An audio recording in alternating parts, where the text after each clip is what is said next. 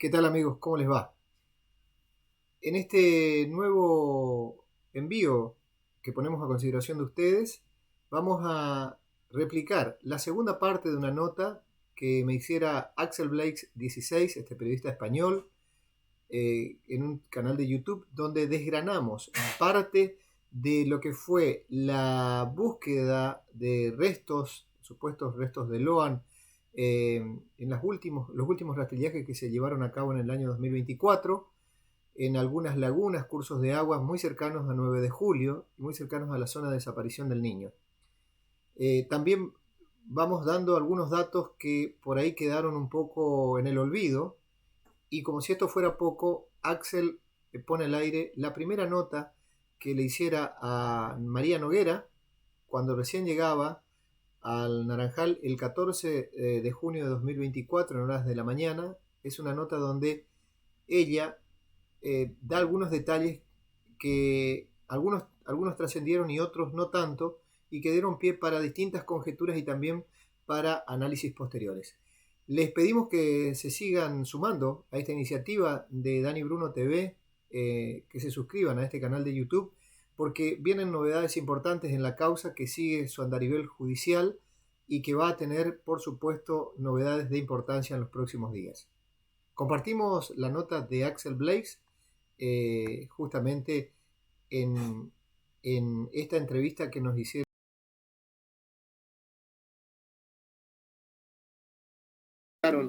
rastros de Loan, no en las cuentas.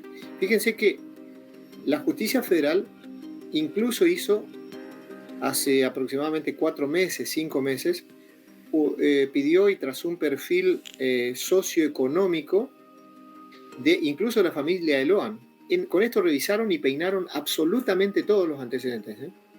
Hasta Cuentas de los bancarias, hermanos, ¿no? Y todo. todo. Las relaciones que tenía la familia con el entorno, en el colegio, en el barrio. O sea, hasta eso se hizo. Y no se encontró, digamos, no se encontraron elementos significativos que puedan indicar que en esa fecha o anterior o posteriormente pudieron haber habido desembolso de dinero importante. Hubo una colecta, sí, para la familia que hizo un canal de televisión, que eso es otra cosa, pero no se encontraron los elementos que se suponían y que por ahí se aventuraban. Sí, depositaron tantos millones de pesos, pero nunca esa es una de las cuestiones que no aparecen con pruebas en la justicia, ante el tanto cúmulo de cosas que se dijeron y que se especularon, ¿no?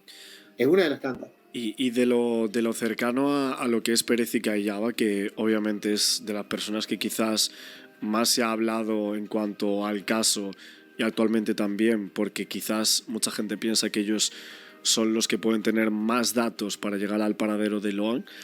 Pero hay otros personajes secundarios también en la trama, ¿no? Que serían como la enfermera, que la visitan como ese mismo día, y luego el cura, ¿no? Que creo que borra alguna información y demás, se los investigó por eso. La enfermera me parece que también había quemado algunos celulares, según se había dicho. Como tal, ¿tienen alguna implicación con el caso, según tu opinión? ¿O son personas que simplemente les llega un problema y quieren como evadirlo, pero en realidad como que hay personas o los imputados los entrometen de una manera que ellos no querían? Mira, por parte, te digo, lo de la enfermera, esa noche, inmediatamente luego de la búsqueda, porque Pérez y Callaba están en la zona de búsqueda hasta las 11, 11 y media de la noche y vuelven a su domicilio, ella va la pareja hasta la estación sanitaria, le atiende esta mujer de apellido Axon, Alicia Axon, y en su momento manifiesta que le ha puesto un medicamento que era para cortar una crisis de tos y demás. Sin embargo, una persona que estaba en la estación sanitaria dice, no estaba tosiendo cuando yo estaba ahí. Se especulaba incluso con una suerte de calmante, y ahí es donde enlaza la cuestión refuerza aún más la teoría de que esta gente le pudo haber atropellado al niño, haber hecho desaparecer sus restos, probablemente, y esto lo dice también lo dice la justicia de algún modo, que Pérez es quien tiene mayores condiciones, mayores posibilidades para hacerlo. Hay investigadores que dicen que Pérez pudo haber hecho la acción solo y que la mujer no participó y que esa crisis nerviosa pudo derivar en esta cuestión de un inyectable por la noche en el hospital. Esa es una de las cuestiones. Lo de los celulares de la enfermera fue mucho después, cuando ya prácticamente el caso se había planchado, como decimos. Una noche un vecino ve que cerca de su casa se están prendiendo fuego un montículo de basura, entonces va a tratar de apagar y se encuentra con 2 o 3 celulares viejos que estaban allí. Da aviso a la policía viene y se encuentra porque eran celulares de Alicia Axon, esta enfermera. Obviamente llevaron los celulares para peritarlo, pero nunca surgió nada, por lo menos hasta ahora no se conoce que haya surgido nada interesante. Ella adujo que eran celulares viejos, que ya no los usaban, que molestaban y que por eso los había tirado a la basura. Eso por un lado. Curioso también, ahora que hablas de la enfermera, el tema de la clínica, etcétera, yo llegué a escuchar una teoría de que a Loan lo habían llevado a una clínica para tratar de reanimarlo después de ese supuesto golpe que le habían dado. Bueno, repito, la teoría principal de algunos investigadores, tanto de la justicia ordinaria como la justicia federal, es que a Loan lo habrían embestido muy cerca de la casa de la abuela Catalina, en el hecho de que el niño venía al encuentro de su padre, desorientado porque no conocía el lugar, era la primera vez que iba, la camioneta le pudo haber embestido, esta gente en la desesperación lo levanta, cosa que relata luego Laudelina, que ve cómo lo levantan, y lo llevan supuestamente para reanimarlo. No llegan al lugar de reanimación porque ya en el camino pudo haber fallecido el chico, y a partir de ahí se monta la segunda parte, que es ocultar la prueba, digamos, ¿no? Ocultar los restos del chico. Pero ¿en qué momento se piensa o se dice que va a salir un coche? Porque como tal, en esa teoría no querían atropellarlo, ¿no? ¿Quiénes iban a salir? No, claro. ¿O por qué iban a salir? Bueno, la familia, recuerden ustedes que Pérez da un reportaje muy largo a un par de canales de televisión, un par de reportajes muy largos, donde él dice, estábamos allí, jugaba River, yo quería ir a ver el partido, entonces, ¿qué hacemos? 2:30 de la tarde, nos levantamos y nos vamos.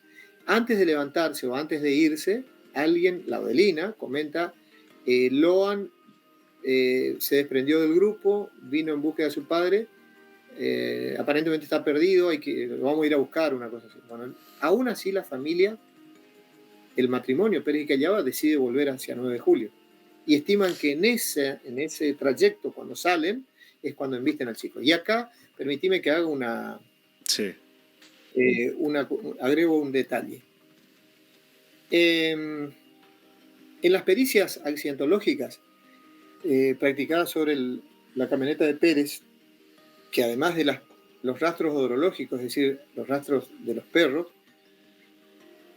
lo que ha quedado, por lo menos esto, tanto en la investigación ordinaria como en la investigación federal, es que el guardabarro delantero derecho de la camioneta de Pérez tiene o tenía un golpe compatible con haber chocado un cuerpo.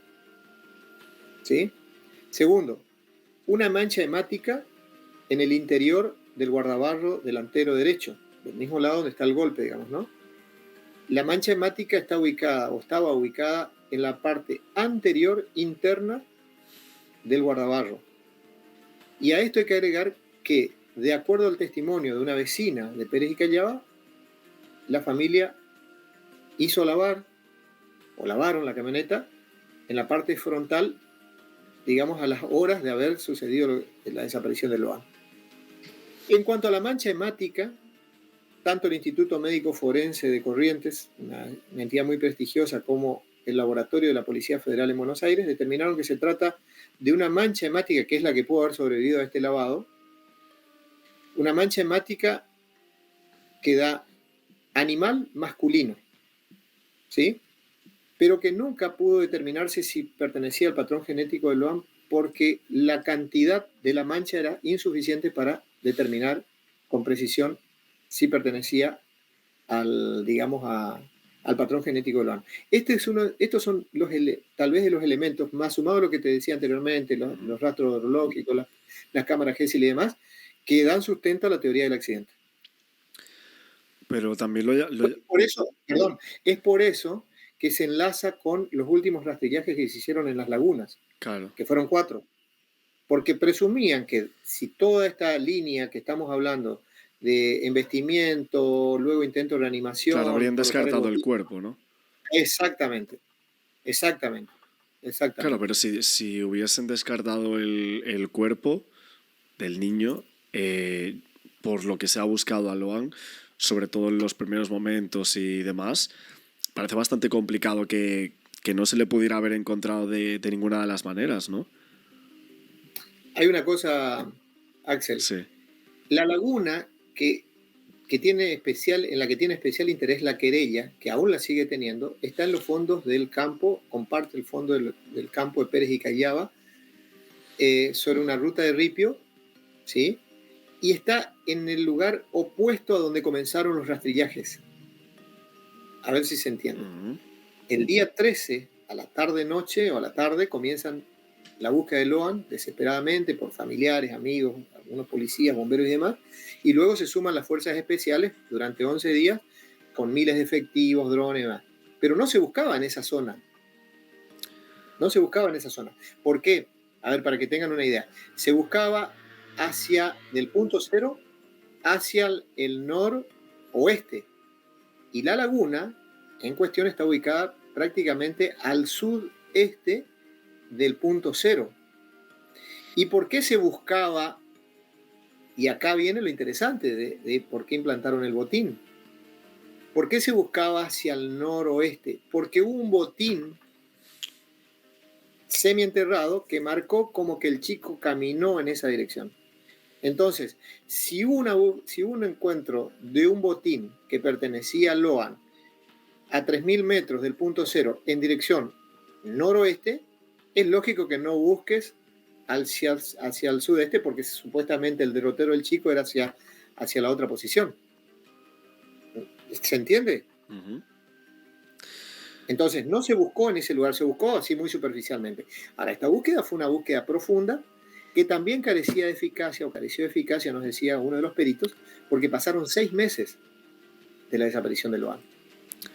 Y es bastante improbable que puedan encontrar restos o que hayan olores del niño que puedan surgir a la superficie del agua después de tanto tiempo, porque eso se tendría que haber buscado en los primeros 40 días. Pero recuerden ustedes, en esos primeros 40 días sucedió de todo.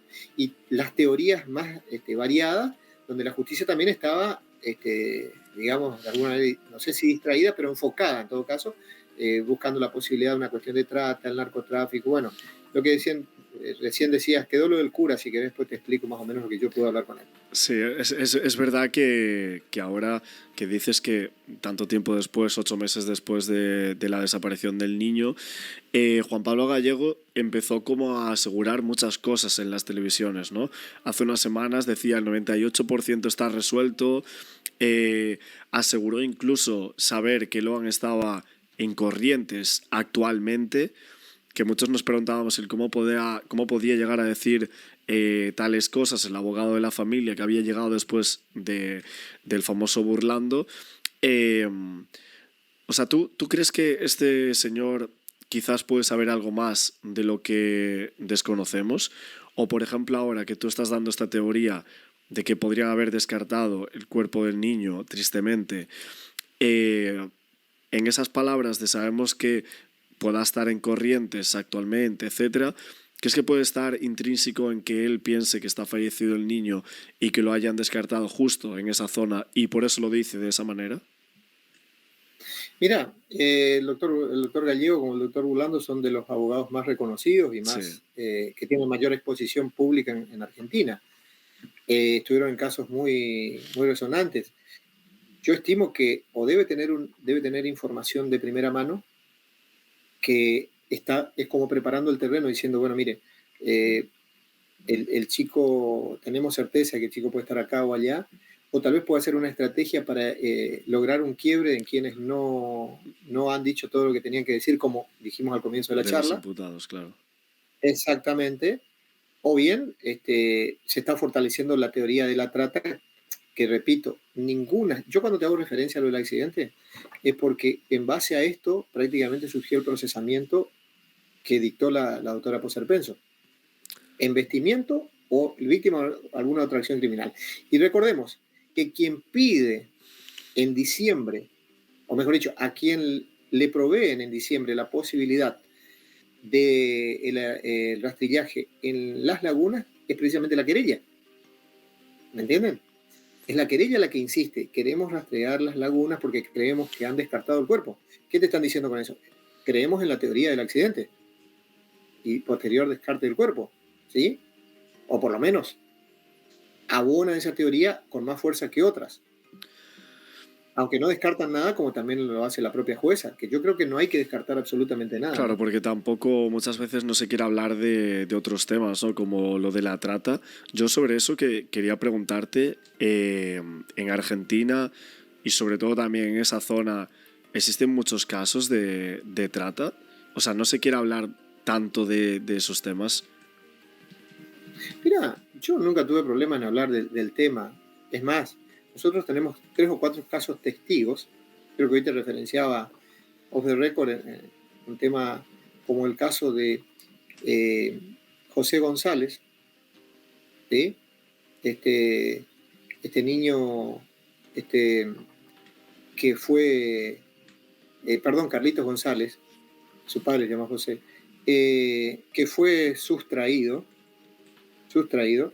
en un paraje a 60 kilómetros de 9 de julio, el paraje La Bolsa, cerca de Santa Lucía, en la década del 90. Un niño pequeño, menos de 5 años, participaba en una reunión de un cumpleaños infantil y de pronto desapareció. Los chicos que estaban con él dicen, bueno, vino, se lo llevó alguien y nunca más se supo de este niño. Nunca más, pese a todas las investigaciones que hicieron. Su padre recorrió parte de Europa, estuvo en Alemania, distintos lugares investigando. Y la jueza Poserpenso, que en ese momento era estudiante de abogacía y era pasante en un diario, El Libertador, investigó el caso. Por eso que tiene una experiencia importante también en este tipo de cosas. Investigó, siguió, porque ella vivía ahí en la zona y los fines de semana iba y hablaba con los protagonistas y demás. Sí. Está el caso de Miguel Bejarano, un chico de Esquina, que está a unos 200 kilómetros del lugar, que también en Esquina desapareció. Está el caso de un chico Robledo aquí cerca de mi casa en la década del 90, que también desapareció. Su madre denunció. Yo te hablo de los casos denunciados e investigados. Claro, porque realmente se piensa que hay otros muchos que ni siquiera están denunciados, Bueno, ¿no? pero a ver, yo te pregunto también la lógica, esto se lo dije a varios colegas de Buenos Aires y de otros lugares. Si a vos se te pierde un hijo, ¿qué haces? ¿Te quedás callado y no decís nada o denunciás? La lógica es que se denuncie, supongo yo, ¿no? Salvo que haya otra cuestión. Está el caso de Juanita Goitia, una niña que fue recuperada, Natalia Falcón, una niña que desapareció. Son los 4 o 5 casos que conocemos en el entorno provincial. Después en esta época, aparecieron una serie de casos que dieron. En Curuzucuatía hay un caso fulano. Averiguamos con los periodistas colegas, averiguamos con la Fuerza de Seguridad y denuncias o conocimiento del tema no hay. Entonces, que sí, sobre todo en la década del 90, hubo casos de niños que fueron sustraídos o que desaparecieron y supuestamente con destino de trata, sí, y esos son casos públicos, digamos, ¿no?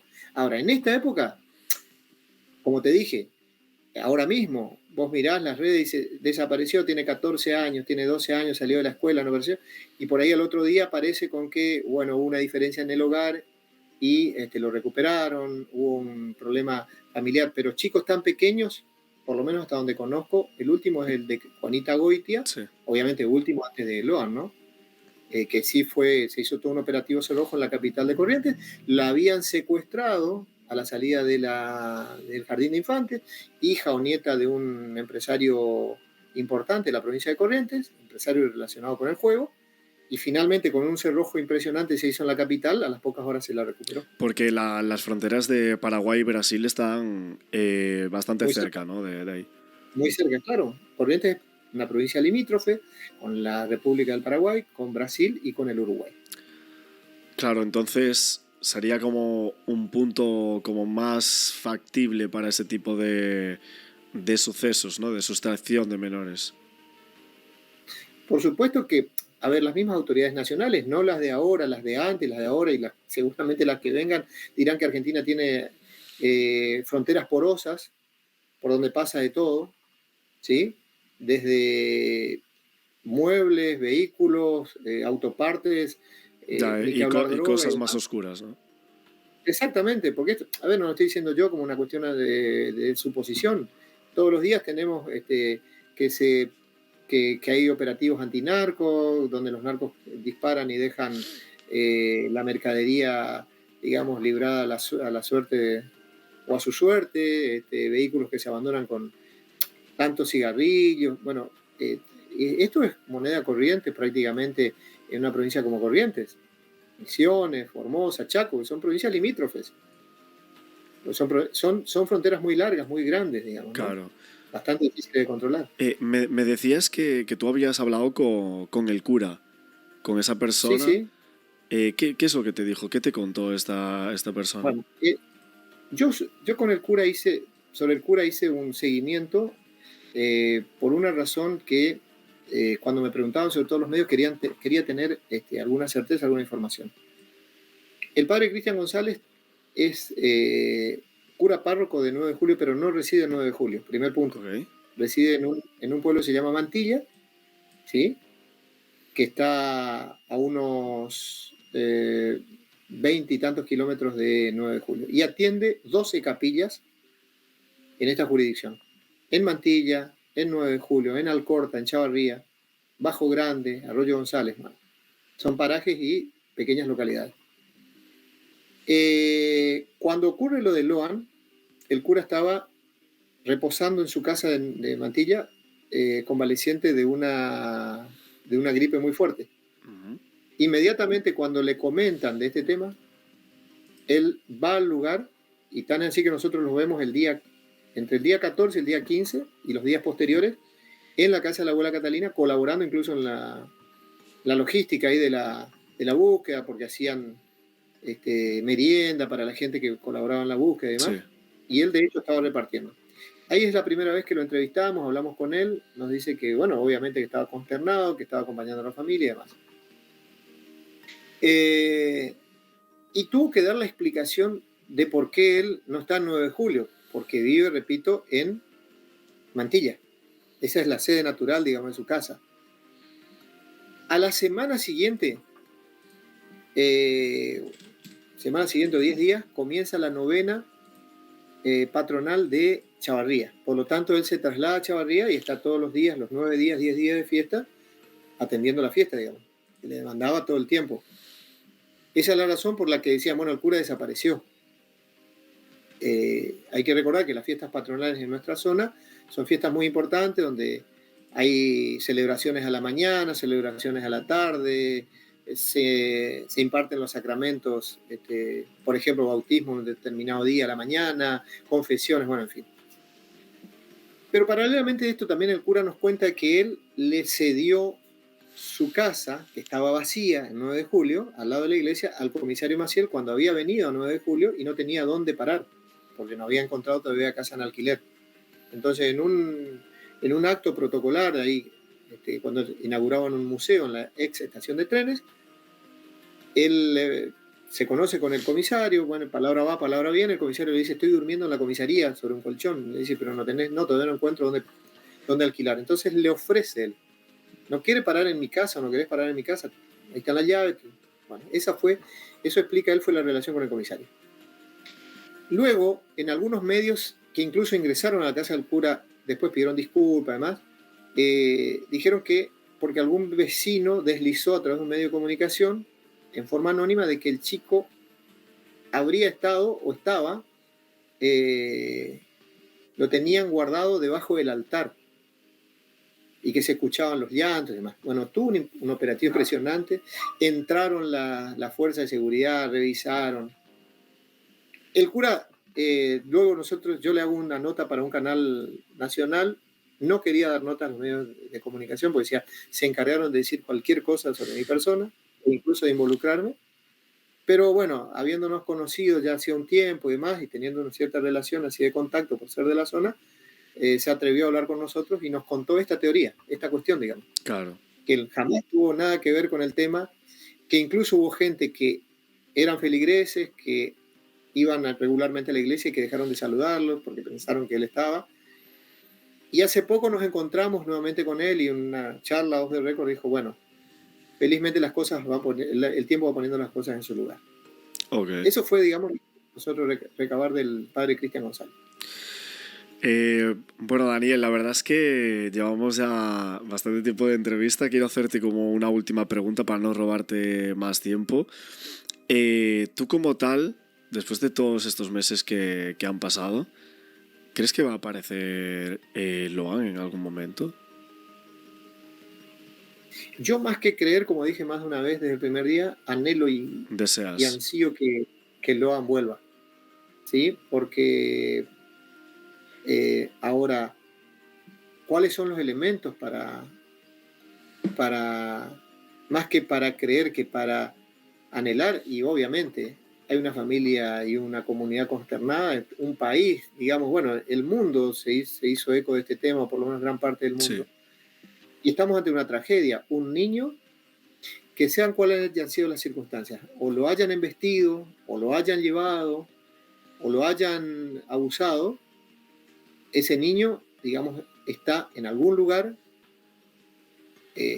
o vivo, o sus restos, porque alguien decidió que no se sepa la verdad.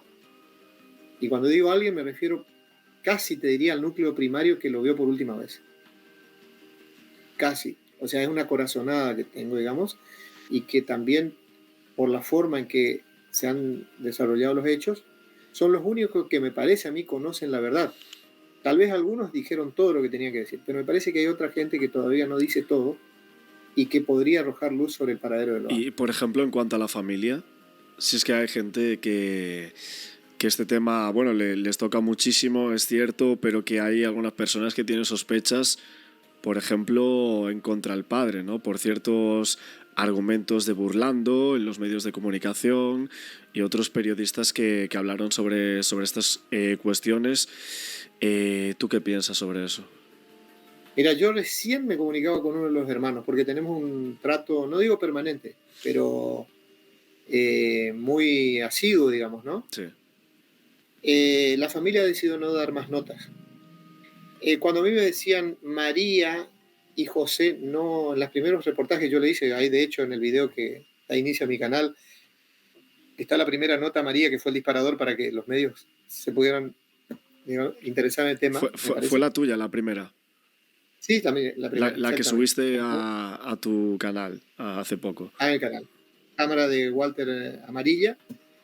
Fue un video de Facebook. Y me decía, bueno, María no derramó una sola lágrima, José estaba como anestesiado, José el padre. Y yo después tuve la posibilidad de hablar después con ellos, seguir viendo cómo estaban, Y yo les aseguro que para mí, esa gente se vio sobrepasada por las circunstancias. José, padre, voy a padre. Sí. Me parece que carga con el karma de haber sido la persona que llevó a Loan hasta el lugar, hasta la casa de su abuelo. Sí. Y le doy un detalle poco conocido. José Peña, padre de Loan, en estos 8 meses que han pasado, no hay un solo día que no vaya a la casa de la abuela Catalina, o a caballo, o en moto, o por otros medios. ¿Y saben qué va a hacer en la mayor parte del tiempo? Con un machete en mano va al monte a tratar de buscar a su hijo. A tal punto que hace un tiempo se perdió durante 3 horas y media de sus familiares. Me parece eso habla por sí solo de cuál es el estado de ánimo de este hombre. Estos son datos objetivos, ustedes lo pueden chequear. María no quiere dar más nota, y un dato muy importante, en el mes de julio se celebra la fiesta de la Virgen de Itatí en nuestra zona. María es devota de esa Virgen, tiene esa imagen en su altar. Como en muchas casas de Corrientes hay altares pequeños con santos. Esto también es una influencia hispana, si vamos al caso. María decidió no hacer la fiesta de la Virgen de Itatí, a pesar de ser una cuestión muy fuerte, por no sentirse con ánimo para hacerlo, digamos, ¿no?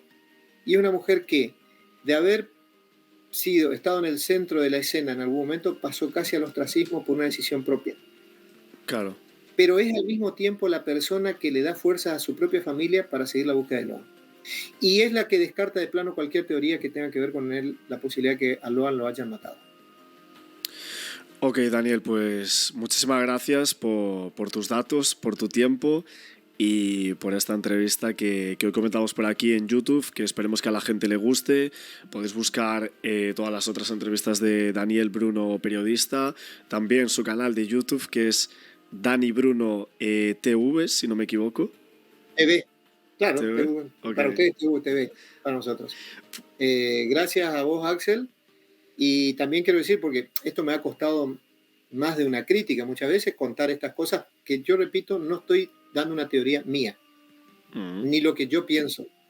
Es lo que yo pude haber vivido en el caso, algunas vivencias directas y otras información que uno saca del expediente, de los abogados, tanto defensores como querellantes, de las pericias y demás, que bueno, uno cuenta todo y pongo todo en la bolsa. Yo no abono ninguna teoría en particular, porque no soy juez. Claro.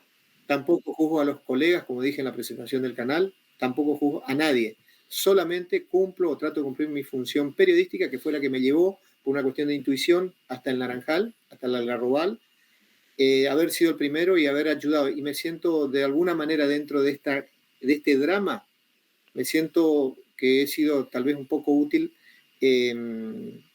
tratando de convocar a otros. De hecho, tu presencia hoy con el canal es importante porque está haciendo conocer el caso Loan en otras partes del mundo. Así que muchísimas gracias a vos por la deferencia, por la atención y quedo a disposición como siempre. Ok, un abrazo, Daniel. Igualmente. El paradero de Loan, Peña, este pequeño de 5 años, que va a la sala de 5 años precisamente. Bueno, aquí entonces teníamos esta nota que me hiciera Axel Blaze 16 de España, agradezco su gentileza. Y como ustedes habrán podido observar, lo que hicimos fue ir aclarando algunos puntos de duda que tenía el colega, pero fundamentalmente contar lo que nosotros pudimos vivir, pudimos recabar, pudimos informarnos, que obviamente no significa que sea la verdad revelada, es una parte de los dichos, de las teorías, de las hipótesis y de las cosas que se han deslizado justamente en el caso Loan. Y a propósito de esto, quiero decirles que en los próximos días la Cámara Federal de Corrientes va a pronunciarse respecto de las apelaciones interpuestas por las defensas de los 7 imputados sobre los procesamientos que básicamente tienen como carátula sustracción de menor de 10 años. Estamos muy atentos y quiero decirles también que además de esto, depende de cómo salgan, cuál sea el resultado de esa definición de la Cámara Federal de Corrientes, que va a ser el día 6 de marzo, podrían sobrevenir otras acciones de búsqueda. A propósito, hay 2 bombas de desagüe de gran caudal en el cuartel de bomberos voluntarios de 9 de julio que fueron proveídas por el gobierno de la provincia de Corrientes, porque no se descarta de ninguna manera que se pudiera drenar una de las lagunas donde la querella insiste, tiene más seguridad de que podrían existir algunos restos del niño, que obviamente ellos lo vienen trabajando y hay hermetismo sobre ciertos detalles. También hay que decir que el testimonio de Camila y Macarena, que fueron las últimas en hablar y fueron las últimas en declarar, ahí se advierten como ciertas contradicciones con respecto a personajes que de alguna manera se intentaron involucrar o introducir en la causa con posterioridad al inicio de precisamente de los trámites en el fuero federal. No descartamos la posibilidad de tener testimonios de primera mano y que los vamos a compartir con ustedes, vamos a trabajar con ustedes y esto vamos a tratar de hacerlo en vivo. Estamos trabajando para eso, para tener realmente en qué momento está hoy la causa. Y también hay que decir que se aguardan testimoniales de mucho valor para los próximos días.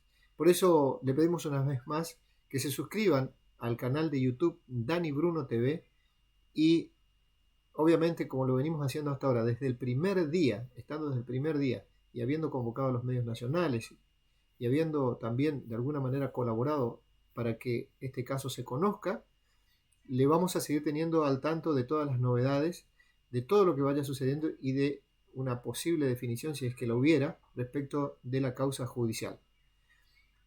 Dani Bruno TV es el canal de YouTube.